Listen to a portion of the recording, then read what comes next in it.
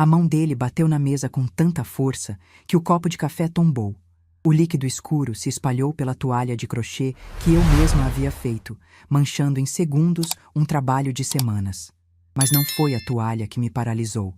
Foi o rosto do meu próprio filho, desfigurado de raiva, empurrando um papel na minha direção enquanto cuspia palavras que eu jamais imaginei ouvir. "Assina logo essa procuração, velha. Você nem sabe o que está fazendo." Velha. A palavra atravessou o ar e me atingiu como um tapa. Não foi o tom, não foi o volume, foi o desprezo.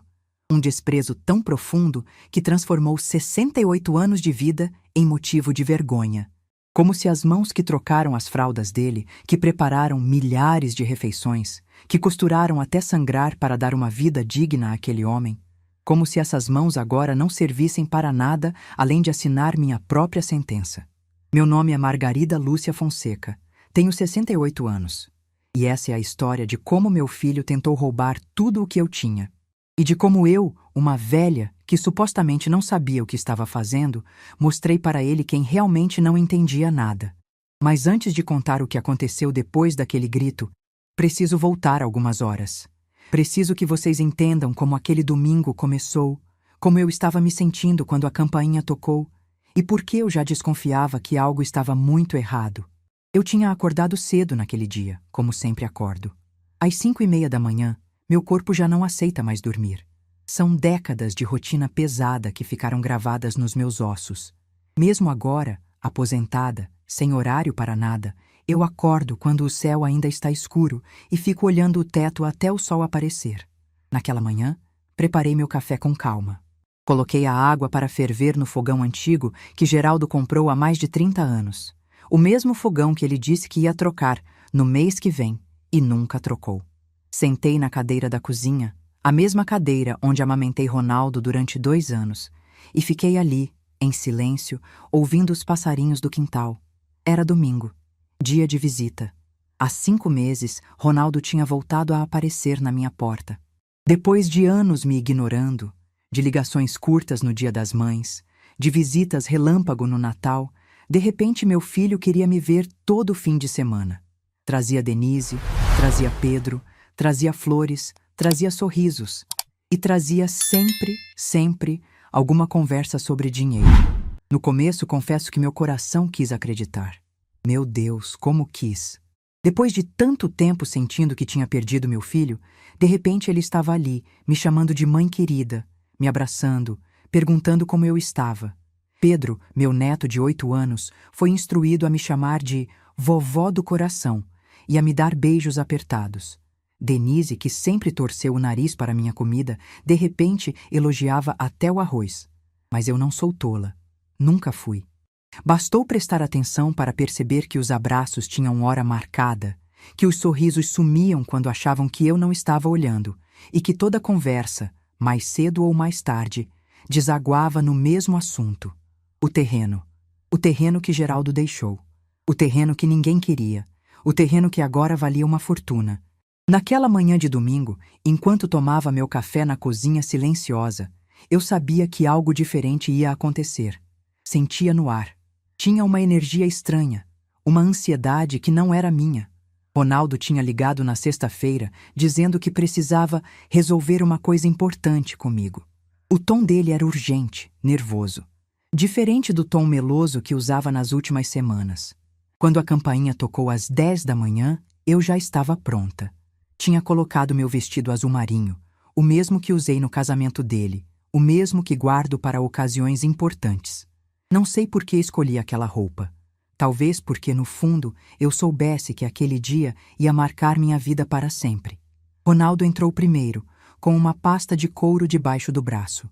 Atrás dele veio Denise, maquiada demais para um domingo de manhã, com aquele sorriso ensaiado que ela acha que me engana. Pedro ficou no quintal, brincando com o celular, sem nem me cumprimentar direito. "Mãe, que bom te ver. Você está bem?" A voz dele era doce, mas os olhos não acompanhavam. Eu conheço aquele olhar. É o mesmo olhar que ele tinha quando era adolescente e chegava de madrugada, jurando que estava na casa de um amigo quando na verdade tinha passado a noite em festa. Ronaldo nunca aprendeu a mentir direito, pelo menos não para mim. "Estou bem, filho." Quer café? Depois, mãe. Primeiro eu preciso conversar com você sobre uma coisa. Ele sentou no sofá e abriu a pasta. Tirou de dentro um documento de várias páginas, cheio de carimbos e assinaturas. Colocou na mesa de centro, bem na minha frente, como quem coloca um presente. Mãe, eu trouxe isso aqui para te ajudar. É uma procuração. Sabe o que é, né? Eu sabia. Claro que sabia. Tinha pesquisado sobre isso nos últimos meses, tinha conversado com um advogado, tinha lido tudo o que podia sobre golpes contra pessoas da minha idade. Mas olhei para ele com a expressão mais inocente que consegui fazer. Procuração? Pra quê, filho? É para eu poder cuidar das suas coisas. Sabe como é, mãe? Você está ficando mais velha, as coisas estão complicadas, tem muito golpista por aí querendo se aproveitar de gente da sua idade. Se você assinar isso, eu posso resolver tudo para você. O terreno, a casa, o banco. Você não precisa se preocupar com nada. Denise se mexeu no sofá, fingindo olhar o celular, mas eu vi que ela estava prestando atenção em cada palavra. Os olhos dela iam de mim para o documento, do documento para Ronaldo, numa ansiedade mal disfarçada. Mas, filho, eu não estou tendo problema nenhum. Cuido das minhas coisas há 26 anos sozinha, desde que seu pai partiu. Eu sei, mãe. Mas é melhor prevenir, né? Imagina se você fica doente, se acontece alguma coisa. Com essa procuração, eu posso agir rápido, resolver tudo sem burocracia. Peguei o documento nas mãos. 3 páginas. Linguagem técnica, termos jurídicos, cláusulas que se enrolavam umas nas outras. Mas eu tinha aprendido a ler essas coisas. Sabia exatamente o que cada palavra significava. Aquele papel me dava poderes plenos e irrestritos. Ronaldo poderia vender minha casa, poderia vender o terreno, poderia sacar todo o dinheiro da minha conta, poderia fazer empréstimos no meu nome, poderia basicamente tomar tudo o que eu tinha sem me consultar. E eu tinha certeza absoluta de que era exatamente isso que ele pretendia fazer. Ronaldo, posso ler com calma? Ele bufou. O primeiro sinal de impaciência. Mãe, não precisa ler isso tudo. É coisa técnica, você não vai entender. É só um papel padrão, todo mundo assina. Confia em mim. Confia em mim. A frase que todo golpista usa. Filho, eu quero ler. É meu direito. Ele trocou um olhar com Denise. Ela fez um gesto sutil com a cabeça, como quem diz, deixa ela ler logo. Eu li, palavra por palavra, cláusula por cláusula. E quando terminei, fiz as perguntas que ele não esperava. Ronaldo, se eu assinar isso aqui, você pode vender minha casa sem me avisar? Ele engasgou. Não, mãe, claro que não. Isso é só para... Pode ou não pode. Está escrito aqui, ó. Poderes para alienar bens imóveis. Silêncio. E o terreno do seu pai? Você pode vender sem minha autorização? Mais silêncio. E minha conta no banco? Você pode mexer no meu dinheiro quando quiser? Denise se levantou do sofá, visivelmente nervosa. Dona Margarida, o Ronaldo só quer te proteger. A senhora está entendendo tudo errado. Eu olhei para ela, para aquela mulher que nunca gostou de mim, que me afastou do meu neto, que tratou minha casa como se fosse um cortiço indigno da presença dela. E respondi com a voz mais calma que consegui. Denise, eu estou conversando com meu filho. Quando eu quiser sua opinião, eu peço. O rosto dela ficou vermelho. Ronaldo se levantou também e eu vi que algo nele estava mudando. A máscara estava caindo. A paciência estava acabando. Mãe, você está sendo difícil. Eu vim aqui com boa intenção, tentando te ajudar, e você fica criando caso. Você não confia em mim? Eu sou seu filho. Justamente por você ser meu filho que eu quero entender direito o que estou assinando. E foi aí que ele perdeu o controle. A mão dele desceu na mesa com toda a força. O copo de café que eu tinha servido tombou, e o líquido escuro se espalhou pela toalha de crochê. A mesma toalha que eu fiz durante as noites frias de inverno, ponto por ponto, enquanto pensava na vida. E então ele gritou. Assina logo essa procuração, velha. Você nem sabe o que está fazendo. O mundo parou. Pedro apareceu na porta, assustado com o barulho. Denise arregalou os olhos, mas não disse nada. E eu fiquei ali, sentada, olhando para o homem que um dia foi o bebê que eu embalei nos braços. O menino que corria para mim quando tinha medo de trovão. O adolescente rebelde que eu nunca desisti de amar. Aquele homem tinha acabado de me chamar de velha. Com desprezo, com raiva. como se eu fosse um obstáculo no caminho dele. Por um momento, senti que ia chorar. Senti aquele aperto no peito que a gente sente quando algo se quebra dentro da gente. Mas então, do fundo de algum lugar que eu nem sabia que existia, veio outra coisa. Calma. Uma calma absoluta. Uma clareza que iluminou tudo. Eu peguei aquele documento. Olhei para cada página. E comecei a rasgar. Devagar. Sem pressa. Transformando aquele papel em pedaços pequenos, em confete, em nada. Ronaldo ficou paralisado, sem acreditar no que estava vendo. Denise deu um passo para trás, como se tivesse medo de mim. Quando terminei, joguei os pedaços na mesa, bem em cima do café derramado. E disse com a voz mais firme que já usei na minha vida: "A porta da minha casa está aberta. Você pode sair por ela agora." Ronaldo começou a gritar. Disse que eu era ingrata, que ele tinha me aguentado a vida inteira, que vai terminar sem ninguém do seu lado, sem ninguém para cuidar de mim. Denise acrescentou que eu era impossível e teimosa como uma mula. Pedro olhava tudo calado, com os olhos arregalados. Eu não respondi. Apenas fui até a porta, abri e fiquei ali esperando. Eles saíram.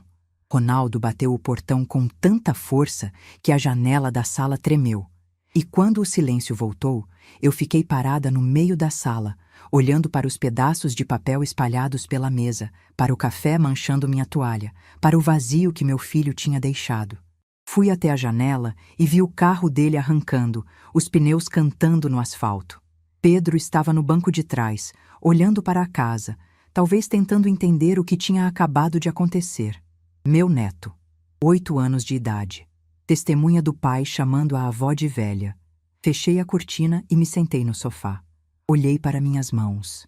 As mesmas mãos que Ronaldo achava que não serviam para mais nada. Mãos enrugadas, marcadas pelo tempo, mas ainda firmes.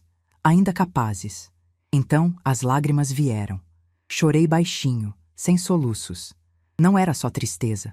Era o luto por um filho que eu tinha perdido em algum momento do caminho. Um filho que eu criei com tanto amor e que agora me via apenas como um obstáculo entre ele e o dinheiro que queria. Mas junto com as lágrimas veio também uma certeza. Eu tinha passado 26 anos protegendo aquele homem, trabalhando por ele, sacrificando meus sonhos, engolindo desaforos, aceitando migalhas de afeto para não perdê-lo. Mas naquele domingo, olhando para os pedaços de papel na mesa, eu entendi uma verdade que deveria ter entendido há muito tempo. Não era eu que precisava provar meu valor para Ronaldo. Era ele que tinha perdido o direito de fazer parte da minha vida. Sequei as lágrimas, respirei fundo e lembrei do celular. Levei a mão ao bolso do vestido. Ele ainda estava ali, e a luz vermelha ainda piscava. Apertei o botão para parar. Depois, apertei o play. A voz de Ronaldo encheu a sala vazia. "Assina logo essa procuração, velha. Você nem sabe o que está fazendo." Ouvi a frase 2 vezes. Cada vez doía menos, porque agora aquela voz não era mais só uma ferida. Era uma prova. O que Ronaldo não sabia era que eu não era a velha ignorante que ele pensava. Há meses eu vinha me preparando, consultando advogado, pesquisando meus direitos, aprendendo a usar a tecnologia que ele achava que eu não entendia. Cada palavra, cada grito, tudo estava gravado. Fui até a cozinha, lavei o rosto, coloquei água para ferver. Enquanto a chaleira apitava, peguei o telefone e disquei um número que eu já sabia de cor. "Doutor Henrique? É a dona Margarida. Aconteceu. Eu tenho a gravação." Do outro lado da linha, ouvi a voz calma do meu advogado. "A senhora está bem?" "Estou. Agora estou." "Então vamos conversar, porque o que vai acontecer nas próximas horas vai mudar tudo." Desliguei o telefone e olhei pela janela. O sol de domingo brilhava lá fora, como se nada tivesse acontecido. Mas para mim, nada seria normal de novo. Eu tinha tomado uma decisão, e dessa vez não ia voltar atrás. Para vocês entenderem o peso daquele grito, preciso voltar no tempo. Preciso contar sobre os anos que vieram antes daquele domingo. Sobre as noites sem dormir, sobre o trabalho que destruiu minhas mãos, sobre cada sacrifício que fiz por um filho que me chamou de velha como se fosse um insulto. Fiquei viúva aos 42 anos. Ronaldo tinha acabado de fazer 14. Geraldo partiu numa terça-feira comum, dessas que não tem nada de especial. Ele estava no quintal consertando a cerca que tinha soltado com a chuva da semana anterior. Eu estava na cozinha preparando o jantar, picando cebola, ouvindo o rádio tocar aquelas músicas antigas que a gente gostava. Quando saí para chamá-lo, ele estava caído no chão, a chave de fenda ainda na mão, os olhos abertos, olhando para o céu. O coração tinha simplesmente parado, sem aviso, sem despedida, sem tempo para eu dizer que o amava uma última vez. Ronaldo chegou da escola e me encontrou sentada no chão do quintal, segurando a mão do pai, sem conseguir soltar. O grito que ele deu naquele dia ainda ecoa na minha memória. Um grito de menino que, em segundos, foi obrigado a crescer. O velório foi no dia seguinte. A casa ficou cheia de gente dizendo que sentiam muito, que Geraldo era um bom homem, que eu precisava ser forte. Mas ninguém me disse como ser forte quando seu mundo desmorona. Ninguém me ensinou a criar um filho adolescente sozinha, a pagar as contas sem o salário do marido. Geraldo deixou para nós 3 coisas: a casa onde morávamos, já quitada, uma poupança que mal dava para 6 meses de despesas, e um terreno na zona rural que o pai dele tinha deixado de herança, um pedaço de terra cheio de mato que ninguém queria. Com isso, eu precisava reconstruir uma vida inteira. Voltei a trabalhar como costureira uma semana depois do enterro. Não tive escolha. O dinheiro da poupança estava acabando, as contas não paravam de chegar, e Ronaldo precisava de material escolar, de uniforme, de comida na mesa. Consegui um emprego numa loja de roupas do centro, fazendo ajustes e consertos. O salário era pouco, mas era fixo. Saía de casa às 6 da manhã, pegava 2 ônibus, chegava na loja às 7h30. Trabalhava até às 6 da tarde. Pegava os mesmos 2 ônibus de volta, chegava em casa às 8 da noite. Mas isso não era suficiente. Comecei a pegar costuras extras para fazer em casa. Vestidos de noiva, ternos, roupas de festa, trabalhos delicados que exigiam horas de dedicação e pagavam centavos. Eu costurava até meia-noite, às vezes até 2 da manhã, com os olhos ardendo de cansaço e os dedos cheios de furos de agulha. Ronaldo reclamava que eu nunca estava em casa, que ele tinha que esquentar a própria comida, que os amigos dele tinham mães que iam às reuniões da escola, que assistiam aos jogos de futebol, que estavam presentes. Ele não entendia que eu estava presente da única forma que podia, garantindo que ele tivesse um teto, comida e futuro. Uma noite, ele tinha uns 15 anos. Eu cheguei em casa e encontrei a pia cheia de louça suja. Ronaldo estava no quarto, jogando videogame, com o volume no máximo. Eu tinha trabalhado 14 horas naquele dia. Minhas costas doíam tanto que eu mal conseguia ficar em pé. Pedi para ele lavar a louça. Ele respondeu sem tirar os olhos da tela: "Lava você. É seu trabalho." Eu lavei, calada, engolindo as lágrimas junto com o orgulho. Naquela época, eu achava que era assim mesmo, que mãe tinha que aguentar tudo, que filho adolescente era difícil, mas passava, que um dia ele ia reconhecer tudo o que eu fiz por ele. Ainda estou esperando esse dia. Os anos foram passando. Ronaldo se formou no ensino médio com notas medianas e zero vontade de continuar estudando. Eu ofereci para pagar um cursinho para ajudar com a faculdade, mas ele disse que estudo é perda de tempo e que ia ganhar dinheiro de verdade no mercado de trabalho. Conseguiu um emprego como vendedor numa loja de eletrônicos, depois virou representante comercial. Viajava muito, ganhava por comissão e, aos poucos, foi construindo uma vida própria. Uma vida da qual eu fazia cada vez menos parte. Quando ele tinha 24 anos, me pediu dinheiro emprestado para comprar um carro. Disse que precisava para o trabalho, que ia me pagar em 6 meses. Eu peguei o dinheiro que tinha guardado para trocar o telhado da casa, que já estava com goteiras, e dei para ele. Nunca me pagou. Quando eu perguntava, ele dizia que estava apertado, que mês que vem resolve, que eu era muito apegada a dinheiro. O telhado continuou pingando por mais 2 anos, até eu juntar de novo o suficiente para consertar. Aos 28 anos, Ronaldo conheceu Denise. Ela era secretária numa das empresas que ele visitava como representante. Bonita, bem vestida, de família com mais condições que a nossa. Desde o primeiro dia, eu senti que ela olhava para mim com desprezo. Não era o que ela dizia, porque ela sempre foi educada nas palavras. Era o jeito que ela olhava para a minha casa, para os meus móveis simples, para as minhas roupas que eu mesma costurava. Era o sorriso de canto de boca quando eu servia o café em xícaras que não combinavam. Era o silêncio constrangido quando eu tentava puxar conversa. Mas eu não disse nada. Engoli, porque queria ver meu filho feliz. O noivado foi anunciado 6 meses depois. Ronaldo me contou por telefone, numa ligação de 3 minutos, enquanto eu ouvia Denise rindo ao fundo. Quando perguntei sobre os planos do casamento, ele disse que a família dela ia cuidar de tudo. E cuidou.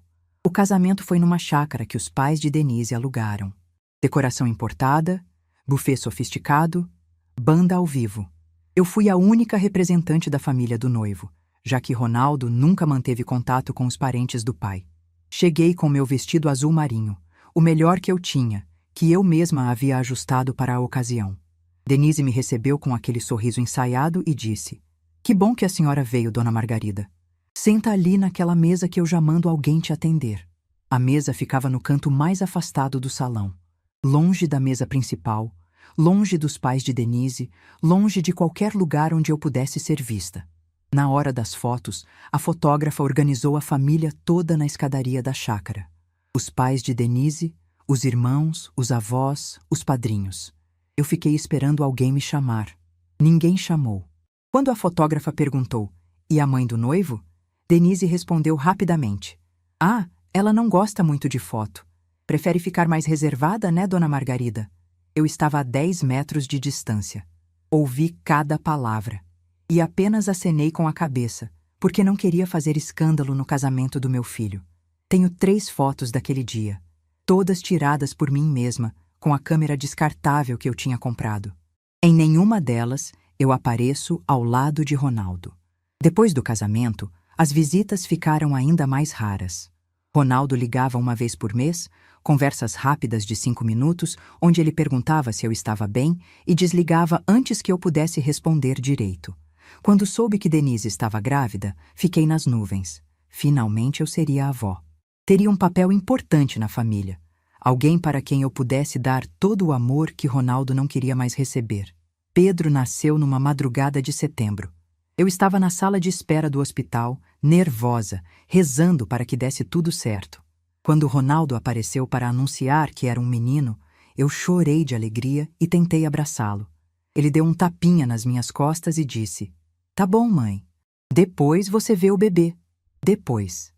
Sempre depois. Quando finalmente pude ver meu neto, Denise estava com ele no colo, cercada pela família dela. A mãe, o pai, as irmãs, todos fazendo festa ao redor do berço. Eu fiquei na porta do quarto, esperando um espaço que nunca abriu. Uma enfermeira, percebendo minha situação, sussurrou: "A senhora é a outra avó? Pode entrar, não precisa de convite." Eu entrei. Peguei Pedro no colo por exatos 2 minutos antes de Denise dizer que ele precisava mamar. Foi a primeira e última vez que segurei meu neto recém-nascido.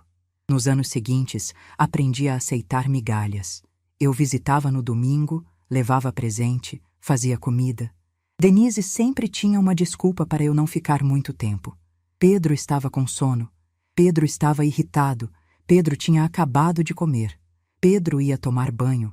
Um dia, quando Pedro tinha uns 2 anos, eu levei um sapatinho de tricô que passei semanas fazendo. Era azul marinho com detalhes brancos, cada ponto feito com amor e dedicação. Entreguei para Denise com o coração cheio de esperança. Ela pegou o sapatinho, olhou com aquela expressão de quem recebe algo que não pediu e disse: "Que gracinha, dona Margarida. Mas sabe como é? Bebês hoje em dia usam coisas mais práticas, né? Mas obrigada." Guardou o sapatinho numa gaveta. Nunca mais vi aquela peça. Outra vez, eu me ofereci para cuidar de Pedro enquanto eles trabalhavam. Disse que podia ficar com ele todos os dias, que não precisavam gastar com creche, que eu seria feliz em ajudar. Denise respondeu com aquele sorriso que não chegava aos olhos: "Ah, dona Margarida, obrigada pela oferta, mas a senhora sabe como é. Criança hoje precisa de estímulo moderno, socialização, essas coisas. E a senhora tem idade, né? Não ia dar conta de correr atrás dele o dia todo." Idade. A mesma idade que me permitiu criar Ronaldo sozinha, trabalhar 14 horas por dia, costurar até de madrugada. essa idade. Mas eu não disse nada. Engoli. De novo. O momento que mais me marcou aconteceu quando Pedro tinha uns 4 anos. Era aniversário dele, uma festa grande na casa deles, com pula-pula, palhaço, mesa de doces. Eu cheguei com um presente embrulhado em papel colorido, um carrinho de bombeiro que eu tinha visto Pedro admirando numa loja. Custou quase metade da minha aposentadoria daquele mês, mas eu queria ver o sorriso do meu neto. Quando Pedro abriu o presente, seus olhos brilharam. Ele veio correndo me mostrar animado, gritando: "Olha, vovó, é o carrinho que eu queria!" Por um segundo, eu me senti parte daquela família. Mas então Denise apareceu. Pegou o carrinho da mão de Pedro e disse: "Que lindo, filho! Mas guarda esse aqui para depois. Agora vai brincar com os presentes dos seus amiguinhos, que são mais legais." Mais legais. Ela colocou o meu carrinho numa sacola, junto com outros presentes que seriam vistos depois. Pedro foi levado para brincar com um drone caríssimo que o avô materno tinha dado. Na hora do parabéns, eu fiquei no canto, segurando meu celular para tirar foto. A família de Denise cercava o bolo, todos sorrindo, todos presentes. Eu era uma sombra no fundo da imagem. Quando fui embora, ninguém percebeu. Ninguém disse tchau. Ninguém perguntou se eu queria carona. Voltei para casa de ônibus, sozinha, chorando baixinho para os outros passageiros não verem. Foi depois dessa festa que eu decidi comprar o apartamento. Eu tinha juntado algum dinheiro das costuras extras que ainda fazia, mais uma parte da aposentadoria que conseguia guardar. Não era muito, mas era o suficiente para dar entrada num apartamento pequeno no centro da cidade. Não contei para ninguém. Nem para Ronaldo, nem para as vizinhas, nem para ninguém. Era meu segredo. Minha saída de emergência. Meu plano B para o dia em que eu não aguentasse mais. O apartamento ficou alugado por 2 anos. O dinheiro do aluguel ia direto para uma conta separada. Uma conta que Ronaldo não sabia que existia. Eu estava me preparando, mesmo sem saber exatamente para quê. Quando o inquilino saiu, não aluguei de novo. Guardei as chaves numa gaveta do meu quarto e, vez ou outra, ia lá arejar o lugar, limpar a poeira, olhar pela janela e imaginar uma vida diferente. Uma vida onde eu não precisasse implorar por atenção. Onde eu não fosse tratada como um estorvo. Onde eu pudesse simplesmente existir sem pedir desculpas por ocupar espaço. E então veio a valorização do terreno. Há 5 anos, a cidade começou a crescer para aquele lado. Onde antes era mato, agora tinha condomínios de luxo. Onde antes era poeira, agora tinha shopping center. O terreno que ninguém queria virou ouro. E meu filho, que mal me ligava no Dia das Mães, de repente lembrou que tinha uma mãe. As visitas voltaram. Os sorrisos reapareceram. Pedro foi treinado para me chamar de vovó querida. E toda a conversa, toda, terminava no mesmo assunto: o terreno. Eu fingia que não percebia. Mudava de assunto. Fazia de conta que acreditava nas desculpas, nos abraços ensaiados, nos "te amo, mãe", que soavam mais falsos a cada domingo. Mas eu sabia. No fundo, eu sempre soube. E foi por isso que, quando Ronaldo bateu na mesa e me chamou de velha, eu não fiquei surpresa. Fiquei apenas cansada. Cansada de dar. Cansada de esperar. Cansada de ser invisível na vida do meu próprio filho. Mas dessa vez, pela primeira vez em 26 anos, eu não ia engolir. Dessa vez, eu ia responder. Dr. Henrique chegou na minha casa 40 minutos depois da ligação. Eu ainda estava com o vestido azul marinho. Ainda tinha os olhos inchados de chorar. Ainda sentia o coração batendo forte demais. Mas quando abri a porta e vi aquele senhor de cabelos brancos, pasta de couro na mão e olhar firme, senti algo que não sentia há muito tempo. Segurança. Ele entrou sem cerimônia, olhou ao redor da sala e viu os pedaços de papel espalhados pela mesa, a toalha de crochê manchada de café, o cenário do que tinha acontecido ali poucas horas antes. A senhora fez a coisa certa, dona Margarida. Rasgar aquele documento foi o primeiro passo. Eu ofereci café. Ele aceitou. E enquanto eu preparava na cozinha, com as mãos ainda tremendo, ele foi direto ao ponto. Me conta tudo. Desde o início. Cada palavra que ele disse. Cada gesto. Cada ameaça. Eu preciso saber de tudo para montar o caso. Sentei na cadeira da cozinha, a mesma cadeira onde tinha amamentado Ronaldo décadas atrás, e contei. Contei sobre os 5 meses de visitas falsas, sobre as conversas que sempre terminavam no terreno, sobre a pressão disfarçada de preocupação. Contei sobre o documento que ele trouxe, sobre as perguntas que fiz, sobre o momento em que ele perdeu a paciência e gritou aquela palavra que ainda ecoava na minha cabeça. Velha. Dr. Henrique ouviu tudo em silêncio, fazendo anotações num caderninho que tirou do bolso. Quando terminei, ele colocou a caneta na mesa e me olhou nos olhos. Dona Margarida, o que seu filho tentou fazer tem nome. Chama-se estelionato contra pessoa idosa. É crime. E com a gravação que a senhora tem, temos provas suficientes para uma denúncia formal. Crime. A palavra pesou no ar como chumbo. Meu filho era um criminoso. O menino que eu criei, que carreguei no colo, que ensinei a andar e a falar, tinha tentado me roubar. E agora eu estava sentada na minha cozinha, conversando com um advogado sobre como mandá-lo para a cadeia. Vocês devem estar se perguntando como eu conheci Dr. Henrique. A história é simples, mas importante. Há 2 anos, minha vizinha Dona Célia passou por algo parecido. O genro dela, um sujeito que sempre pareceu simpático, convenceu ela a assinar uma procuração para facilitar as coisas. Dona Célia, que na época tinha 74 anos, assinou sem ler direito. Confiou. Em menos de 6 meses, o genro tinha vendido o apartamento dela, esvaziado a conta bancária e sumido com o dinheiro. Dona Célia ficou sem nada.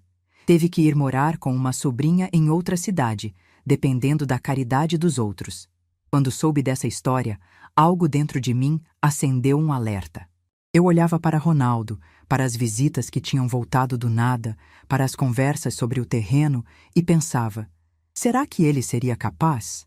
A resposta, eu descobri naquele domingo, era sim. Mas antes de descobrir, eu me preparei. Procurei Dona Célia pelo telefone e perguntei se ela conhecia algum advogado de confiança. Ela me deu o nome de Dr. Henrique, o mesmo que tinha tentado ajudá-la depois do golpe. Com ela já era tarde demais. Comigo ainda havia tempo. Fui ao escritório dele num dia de semana, sem contar para ninguém. Expliquei minha situação, minhas desconfianças, meus medos. Dr. Henrique me ouviu com paciência e disse algo que mudou minha forma de ver as coisas. Dona Margarida, a senhora não está sendo paranoica. A senhora está sendo prudente. E prudência, na sua idade, pode ser a diferença entre manter sua dignidade e perder tudo. Foi ele quem me ensinou a gravar as conversas. Foi ele quem me explicou meus direitos. Foi ele quem me preparou para o momento que, no fundo, eu sabia que ia chegar. E agora, naquele domingo de tarde, o momento tinha chegado.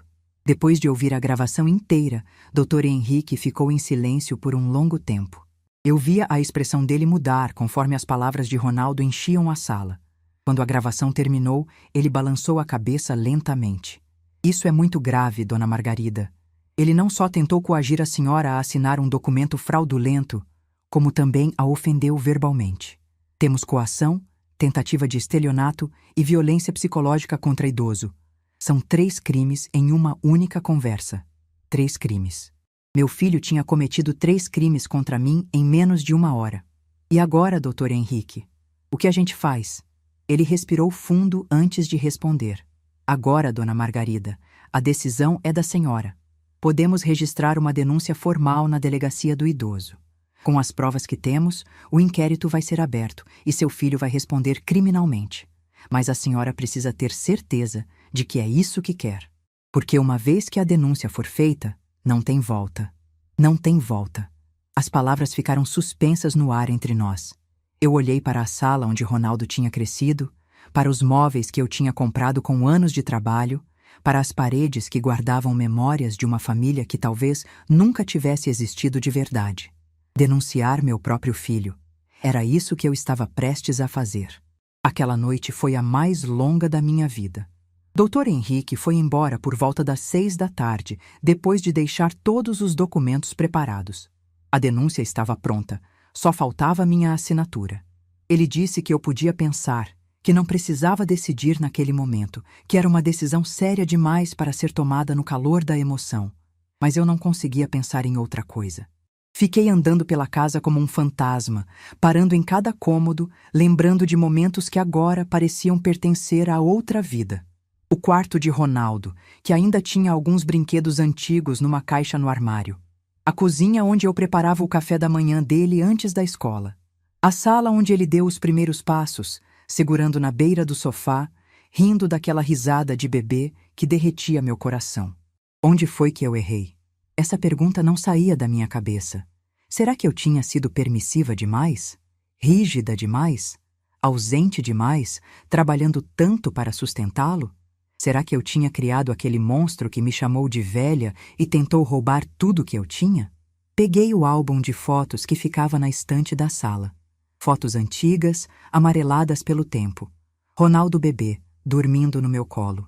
Ronaldo criança, soprando velhinhas de aniversário.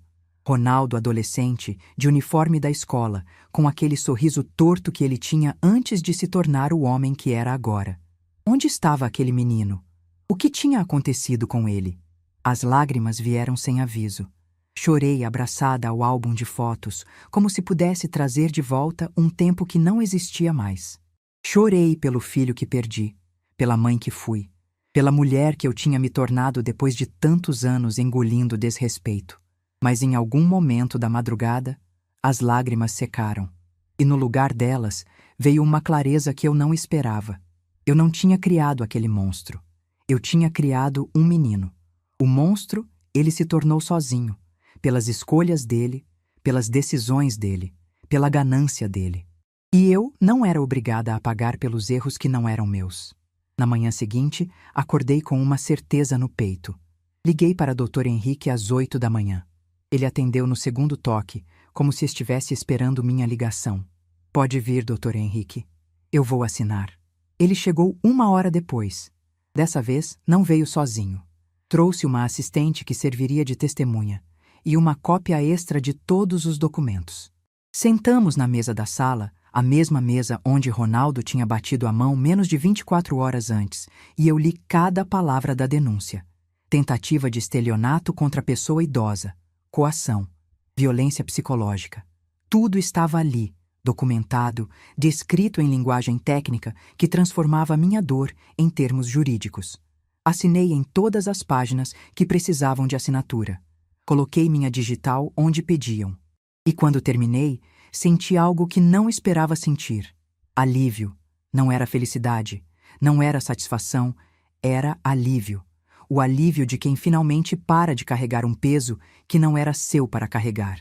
E agora, Dr. Henrique, o que acontece? Ele guardou os documentos na pasta e me explicou os próximos passos. Agora eu vou protocolar a denúncia na delegacia do idoso. Eles vão abrir um inquérito e provavelmente vão querer ouvir a senhora como vítima. Depois, o Ministério Público vai analisar o caso e decidir se oferece a denúncia formal contra seu filho. E ele pode ser preso? Dr. Henrique fez uma pausa antes de responder. Pode, Dona Margarida. Dependendo do entendimento do juiz, ele pode sim ser preso. Mas nos casos de estelionato contra idosos sem violência física, o mais comum é responder em liberdade, com medidas restritivas. Pode ter que prestar serviços comunitários, pagar multa, essas coisas. Serviços comunitários. Meu filho, que me chamou de velha, talvez tivesse que cuidar de outros idosos como punição. A ironia era quase poética. Mas antes de tudo isso, Dona Margarida, tem uma coisa que eu gostaria de sugerir. Olhei para ele, curiosa. Eu acho que a senhora deveria confrontar seu filho uma última vez, pessoalmente, com testemunhas, para que ele entenda exatamente o que fez e quais são as consequências. A ideia me pegou de surpresa. Confrontar Ronaldo de novo? Depois de tudo o que tinha acontecido? Dr. Henrique explicou seu raciocínio. Dona Margarida, seu filho provavelmente acha que a senhora é uma velha frágil que vai chorar uns dias e depois esquecer o que aconteceu. Ele acha que pode voltar daqui a algumas semanas com um pedido de desculpas falso e a senhora vai perdoar, como sempre fez. Ele não tem ideia do que está por vir. Ele tinha razão. Ronaldo sempre me subestimou. Sempre achou que eu era fácil de manipular, fácil de convencer, fácil de enganar. E durante muito tempo eu dei razão para ele pensar assim. Mas não mais. O que o senhor sugere, doutor Henrique? A senhora liga para ele. Diz que quer conversar, que pensou melhor, que talvez vocês possam resolver as coisas. Ele vai vir correndo, achando que convenceu a senhora. E quando chegar aqui, vai encontrar eu e 2 policiais esperando com a notificação oficial da denúncia. 2 policiais. Na minha sala, esperando meu filho. A imagem era forte demais. Eu fechei os olhos e tentei imaginar a cena. Ronaldo chegando com aquele sorriso confiante, achando que tinha vencido. Ronaldo vendo os policiais e perdendo a cor do rosto. Ronaldo entendendo finalmente que eu não era a velha idiota que ele pensava. E se ele não vier? Ele vai vir, dona Margarida. Homens como seu filho sempre vêm, porque acham que estão no controle, porque acham que sabem tudo, porque subestimam as mulheres que deveriam respeitar. Fiquei em silêncio por um longo momento. Era uma decisão pesada, uma decisão que mudaria tudo para sempre. Mas então lembrei da palavra. Velha, do desprezo na voz dele, da mão batendo na mesa, do café derramando na toalha que eu fiz com tanto carinho. E a decisão ficou fácil. Tudo bem, doutor Henrique, vamos fazer do seu jeito. Ele assentiu com a cabeça satisfeito.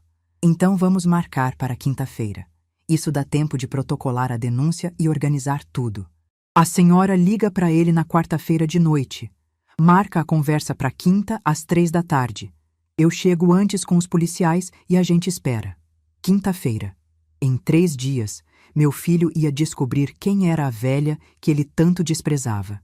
Quando o doutor Henrique saiu, eu fiquei parada na porta, olhando a rua vazia. O sol de segunda-feira brilhava como se nada estivesse acontecendo. As crianças do vizinho brincavam na calçada, os carros passavam, a vida seguia seu curso normal. Mas para mim, nada era normal.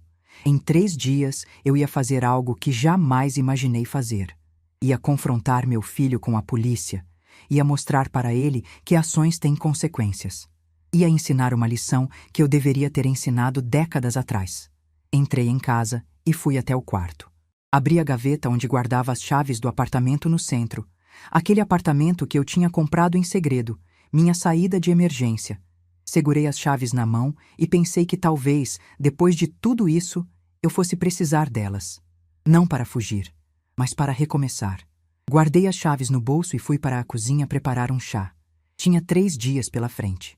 3 dias para me preparar para o momento mais difícil da minha vida, mas também, talvez, o mais libertador.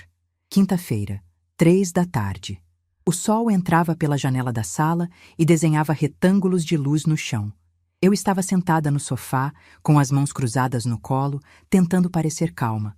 Mas por dentro, meu coração batia tão forte que eu tinha certeza de que dava para ouvir do outro lado da rua. Doutor. Henrique estava na poltrona ao meu lado, com a pasta de documentos no colo. Na cadeira perto da porta, 2 policiais militares esperavam em silêncio. Um homem e uma mulher, ambos jovens, ambos sérios, ambos ali para testemunhar o que estava prestes a acontecer. A policial, que se chamava Tenente Carla, tinha me explicado tudo antes de Ronaldo chegar, que eles estavam ali como testemunhas oficiais, que a notificação seria entregue em mãos, que meu filho teria que assinar um documento confirmando que foi informado da denúncia, que ele não seria preso naquele momento, mas que teria que se apresentar na delegacia em até 5 dias para prestar depoimento. Eu ouvia tudo e balançava a cabeça, mas a verdade é que mal conseguia processar as informações. Minha mente estava em outro lugar. Estava pensando no menino que Ronaldo foi, no homem que ele se tornou, e na mãe que eu precisava ser naquele momento. O relógio da parede marcava 3h05 quando ouvi o barulho do carro estacionando na frente de casa. Ele tinha chegado. Na noite anterior, eu tinha feito a ligação mais difícil da minha vida. Ronaldo atendeu no 3º toque, com aquela voz cautelosa de quem não sabe o que esperar. Faz sentido. Eu tinha expulsado ele de casa no domingo, rasgado a procuração na cara dele, mandado ele embora. Ele provavelmente achou que eu nunca mais ia ligar. Mãe? Oi, filho. Tudo bem com você? Silêncio do outro lado. Eu quase podia ouvir ele pensando, calculando, tentando entender o que estava acontecendo. Tô bem, mãe. E a senhora? Eu estive pensando muito nesses últimos dias, Ronaldo. Sobre o que aconteceu no domingo. Sobre tudo. Mais silêncio. Depois, a voz dele ficou mais suave, mais cuidadosa. A voz que ele usava quando queria alguma coisa. Mãe, olha, eu sei que eu exagerei. Eu não devia ter gritado com a senhora. Eu estava nervoso. As coisas andam difíceis, mas não é desculpa. Me perdoa? Me perdoa. Como se um pedido de desculpas por telefone pudesse apagar o que ele tinha feito. É sobre isso que eu quero conversar, filho. Pessoalmente. Você pode vir aqui amanhã, às 3 da tarde? Amanhã? Claro, mãe. Claro que eu vou. A ansiedade na voz dele era palpável. Ele achava que tinha funcionado. Achava que o grito, a pressão, a palavra velha tinham surtido efeito. Achava que eu tinha passado a semana pensando e finalmente cedido. Coitado. Não fazia ideia do que estava por vir. Então tá combinado, filho. Amanhã às 3. Tá bom, mãe. Até amanhã. Te amo. Te amo. A frase saiu tão automática, tão vazia, que doeu mais do que o silêncio. Até amanhã, Ronaldo. Desliguei o telefone e fiquei olhando para a parede. Em menos de 20 horas, meu filho ia descobrir quem era a velha que ele tanto desprezava. O portão rangeu quando ele abriu. Passos no caminho de pedras. A silhueta dele aparecendo na janela. E então, a campainha. Eu não me levantei. Foi Dr. Henrique quem abriu a porta. A expressão de Ronaldo quando viu um estranho na porta da casa da mãe já foi de surpresa. Mas quando ele entrou na sala e viu os 2 policiais sentados, a surpresa virou outra coisa. Medo. Eu vi a cor sumir do rosto dele. Vi as pernas vacilarem, o corpo inteiro ficar tenso como se estivesse prestes a correr. Os olhos dele foram de mim para os policiais, dos policiais para Dr. Henrique, de Dr. Henrique de volta para mim. Mãe? O que está acontecendo aqui? Eu não respondi. Foi Dr. Henrique quem falou. Senhor Ronaldo, meu nome é Henrique Mota, sou advogado. Represento sua mãe, Dona Margarida Lúcia Fonseca, em uma ação judicial contra o senhor.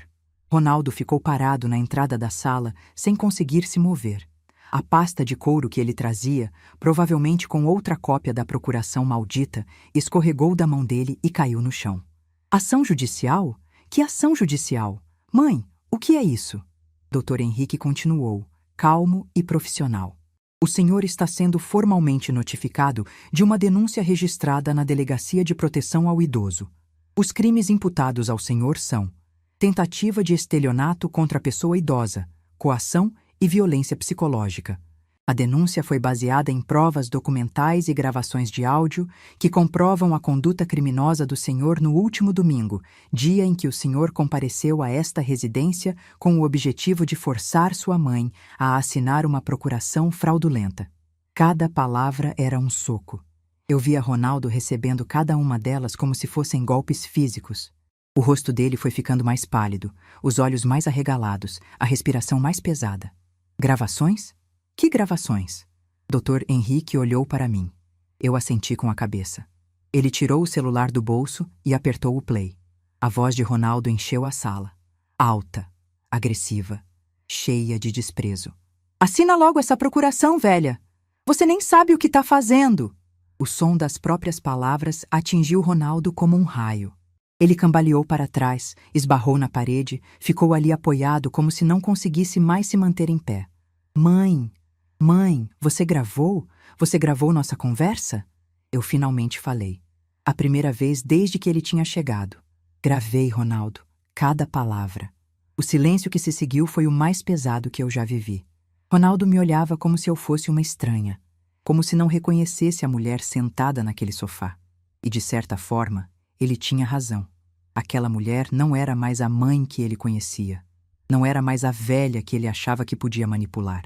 Aquela mulher era eu, a verdadeira eu, a que ele nunca tinha se dado ao trabalho de conhecer. A tenente Carla se levantou e se aproximou de Ronaldo com um documento na mão. Senhor, eu preciso que o senhor assine este termo de notificação, confirmando que foi informado da denúncia e dos seus direitos. O senhor tem até 5 dias úteis para se apresentar na Delegacia de Proteção ao Idoso para prestar depoimento. Ronaldo pegou o papel com a mão tremendo. Ele tentou ler, mas eu vi que os olhos dele não conseguiam focar nas palavras. As letras deviam estar dançando na frente dele, se misturando, perdendo o sentido. Eu preciso de um advogado. O senhor tem todo o direito de constituir um advogado, disse a tenente. Mas a assinatura neste documento é apenas para confirmar que o senhor foi notificado. Não é uma confissão nem uma admissão de culpa. Ronaldo olhou para mim de novo. Dessa vez, tinha algo diferente nos olhos dele.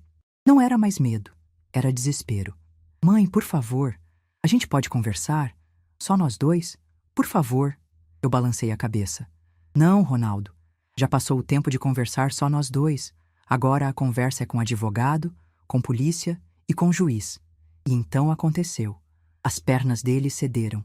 Simplesmente cederam, como se não aguentassem mais o peso do corpo. Ronaldo caiu de joelhos no meio da minha sala, bem em cima do tapete que eu tinha comprado com o primeiro salário de costureira, décadas atrás. De joelhos. Meu filho de 40 anos, de joelhos na minha frente.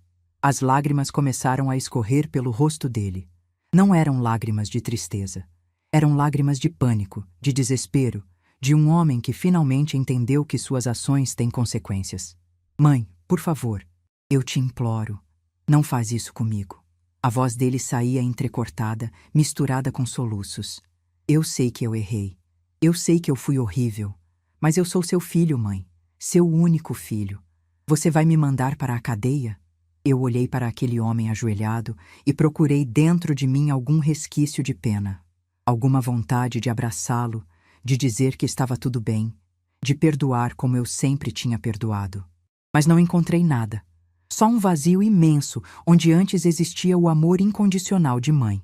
Ronaldo, você me chamou de velha. Você tentou me roubar. Você planejou tudo isso durante meses, fingindo que gostava de mim, fingindo que se importava. Você usou o meu neto para me manipular. E quando eu não fiz o que você queria, você gritou comigo como se eu fosse uma empregada que te desobedeceu. Cada frase saía calma, medida, sem raiva. E talvez fosse isso que mais assustava Ronaldo. Ele esperava gritos, esperava choro, esperava a mãe emocional que ele conhecia. Mas eu não era mais essa mãe. Mãe, eu estava desesperado. Eu tenho dívidas. A Denise me pressionava. Ela disse que se eu não conseguisse o dinheiro do terreno, ela ia embora e levava o Pedro junto. Eu não sabia o que fazer. A Denise. Claro, sempre tinha alguém para culpar. Primeiro foi o pai que morreu cedo.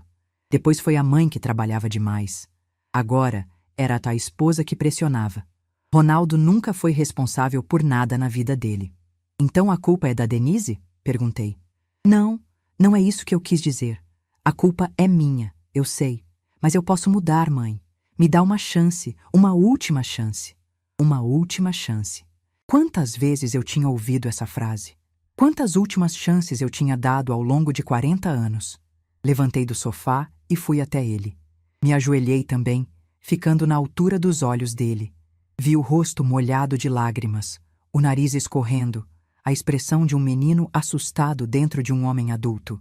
E disse, baixinho, só para ele ouvir: Ronaldo, eu te perdoo.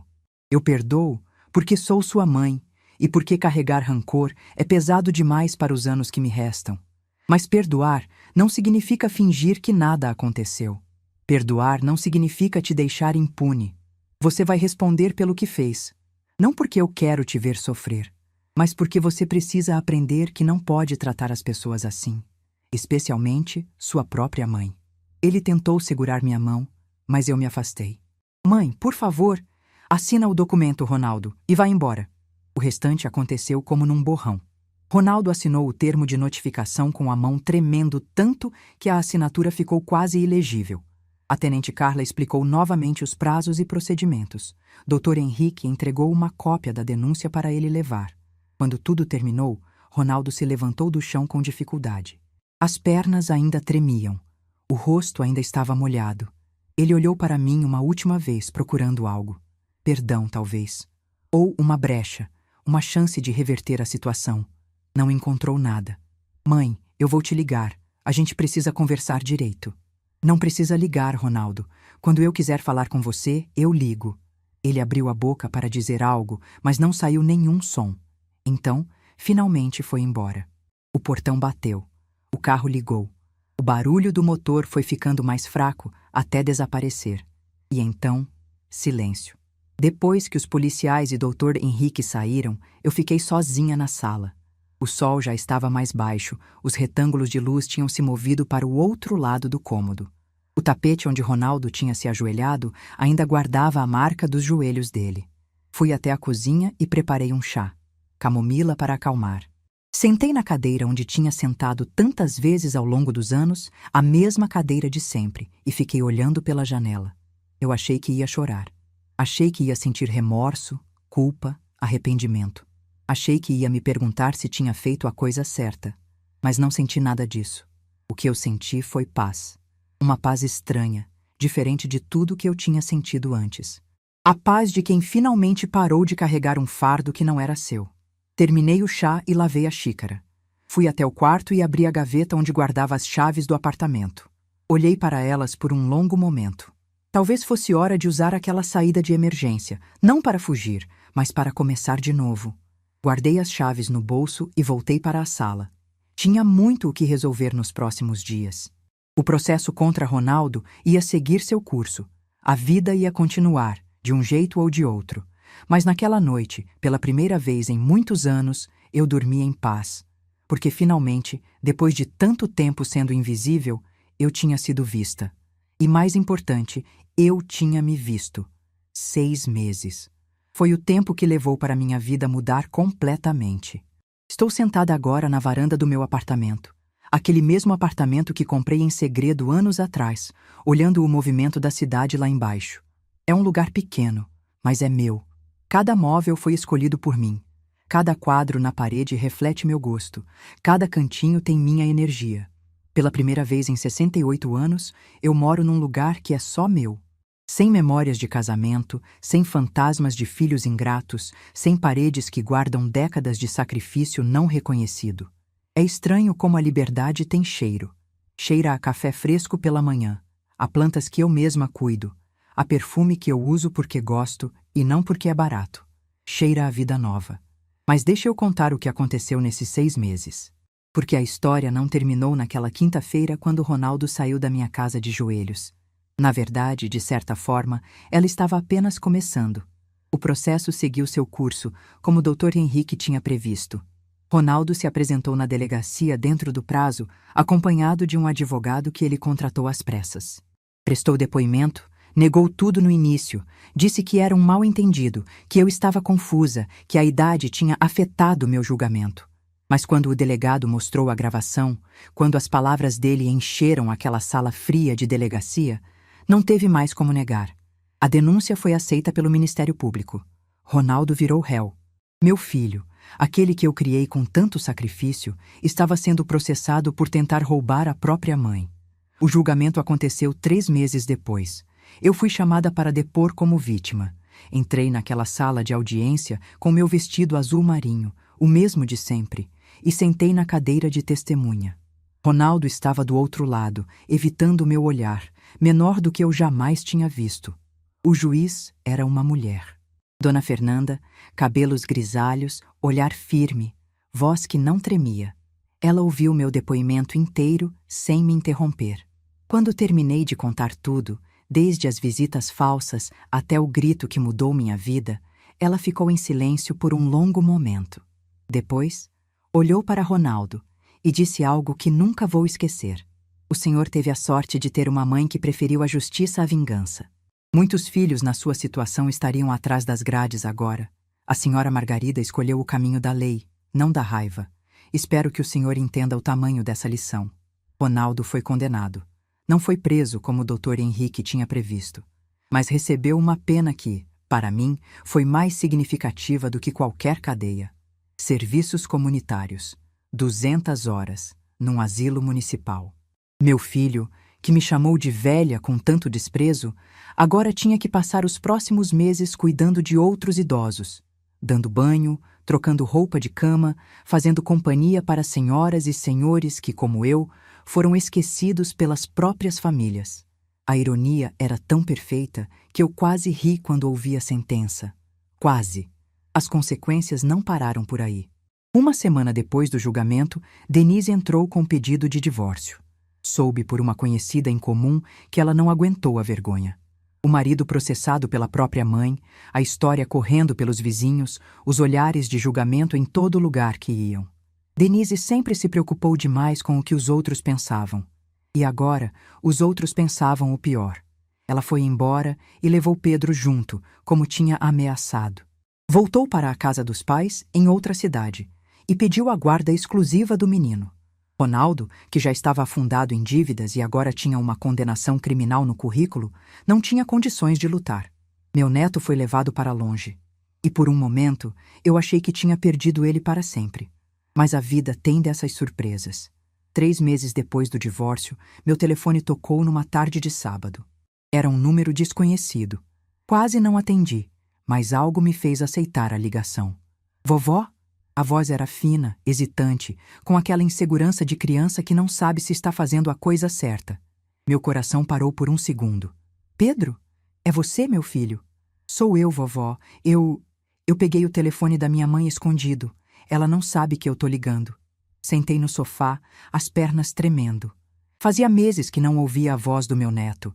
Meses achando que ele tinha sido envenenado contra mim, que Denise tinha contado uma versão distorcida da história, que Pedro me via como a vilã que destruiu a família dele. Meu amor, que bom ouvir sua voz. Como você está? Eu tô bem, vovó. Mas eu queria te falar uma coisa. Silêncio do outro lado. Eu esperei, segurando a respiração. Eu vi o vídeo, do julgamento. Minha mãe não sabe, mas eu achei no computador dela. Eu vi tudo que o papai fez. Eu ouvi ele te chamando daquele jeito. As lágrimas vieram antes que eu pudesse impedir. Pedro, meu amor, você não precisava ter visto isso. Precisava sim, vovó. Porque agora eu entendo. Eu sei que você não é a pessoa má que a mamãe fala. Eu sei que o papai errou. E eu queria te pedir desculpas. Desculpas? Por quê, meu filho? Por todas as vezes que eu não te dei atenção.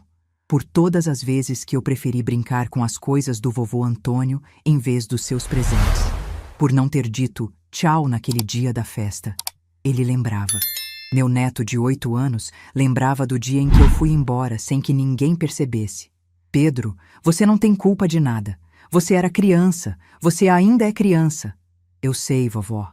Mas eu queria que você soubesse que eu te amo. De verdade. Não porque alguém mandou eu falar. Eu te amo porque você é minha vovó. E porque você fazia aquele bolo de cenoura que eu gostava. E porque você sempre tinha um abraço para mim, mesmo quando eu não merecia. Chorei por 10 minutos depois que desliguei o telefone. Mas não eram lágrimas de tristeza. Eram lágrimas de cura. Pedro e eu começamos a nos falar toda semana, sempre escondido da Denise. Ele me ligava quando ela saía, me mandava mensagens de um celular emprestado do amigo. Era nosso segredo, nossa forma de reconstruir o que tinham tentado destruir. 2 meses atrás, Denise descobriu. Esperava uma explosão, uma proibição, mais uma tentativa de me afastar do meu neto. Mas aconteceu algo inesperado. Ela me ligou. Dona Margarida, eu sei que a senhora e o Pedro andam conversando. Me preparei para a briga. Não veio. Eu também sei que eu errei com a senhora. Durante anos. E eu não tô ligando para pedir desculpas, porque acho que desculpas não resolvem nada a essa altura.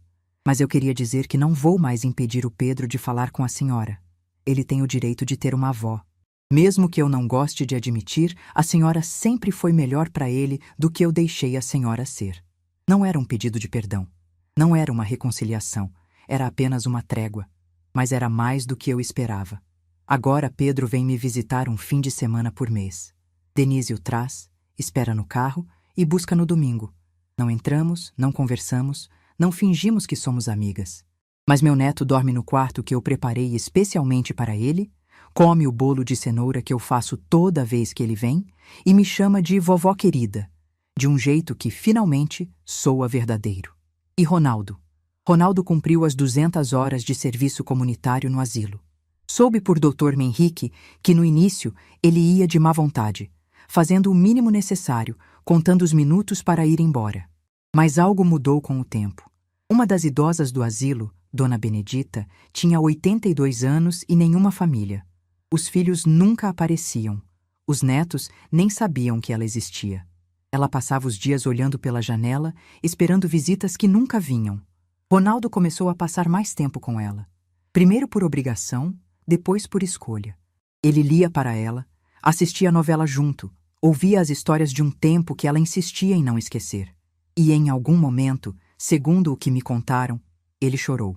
Chorou abraçado a uma velha que não era sua mãe, pedindo perdão por coisas que ela nem entendia.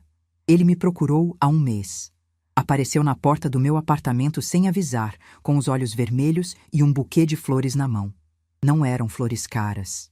Eram margaridas, como meu nome. Mãe, eu sei que eu não mereço seu tempo. Eu sei que eu destruí tudo, mas eu precisava te ver. Precisava te dizer pessoalmente que eu entendi. Demorou, mas eu entendi. Deixei ele entrar. Ofereci café. Escutei o que ele tinha a dizer. Ele me contou sobre Dona Benedita, sobre as outras idosas do asilo, sobre como passou meses cuidando de pessoas que, diferente dele, não tinham escolhido abandonar os pais. Pessoas que foram abandonadas. E como, olhando para aquelas mulheres, ele finalmente se viu. Eu fui um monstro, mãe. Não só no dia da procuração. Fui um monstro a vida inteira. Eu te usei, te ignorei, te desprezei. E a senhora nunca parou de me amar. Eu não mereço isso. Não mereço a senhora. Escutei tudo em silêncio. E quando ele terminou, disse apenas: Ronaldo, eu te perdoei há muito tempo. Não por você, mas por mim. Carregar raiva é pesado demais para uma mulher da minha idade. Mas perdoar não significa esquecer. E não significa que as coisas vão voltar a ser como eram. Ele assentiu, os olhos cheios de lágrimas. Eu sei, mãe. Eu só queria que a senhora soubesse que eu vou passar o resto da minha vida tentando ser um homem melhor.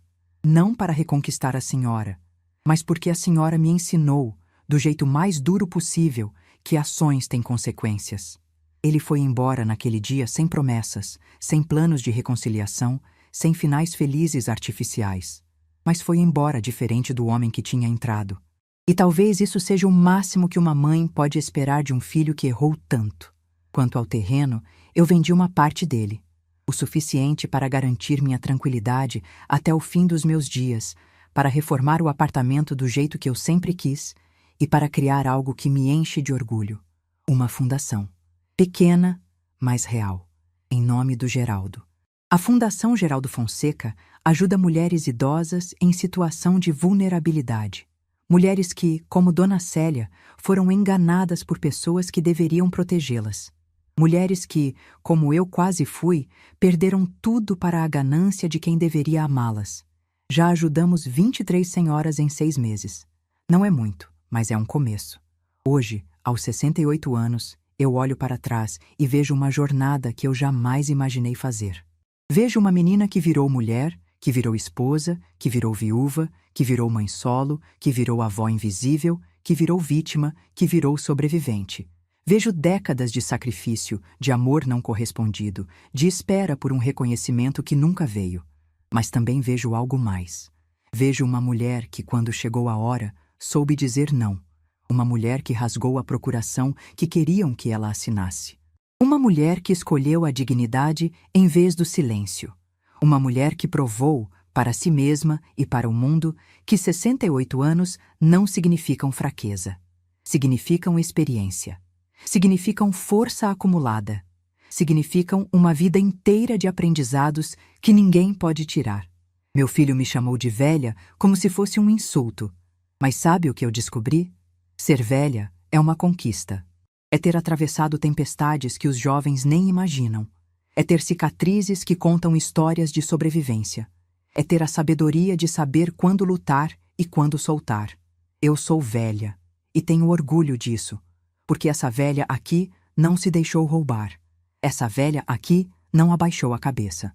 Essa velha aqui provou que subestimar uma mulher por causa da idade é o maior erro que alguém pode cometer. E se tem uma coisa que eu quero deixar para quem está ouvindo essa história, é isso. Não importa quantos anos você tenha. Não importa quem está tentando te diminuir. Não importa quantas vezes você engoliu desrespeito para manter a paz. Você sempre pode escolher diferente. Você sempre pode dizer basta. Você sempre pode rasgar o papel e mostrar para o mundo quem você realmente é. Nunca é tarde para se escolher. Nunca é tarde para se respeitar. Nunca é tarde para descobrir que a pessoa mais importante da sua vida é você mesma. Eu aprendi isso aos 68 anos, e essa lição ninguém nunca mais vai me tirar. Se essa história tocou seu coração, deixe seu like, se inscreva no canal e comente aqui embaixo. No meu lugar, o que você faria? Sua mensagem pode iluminar o dia de alguém.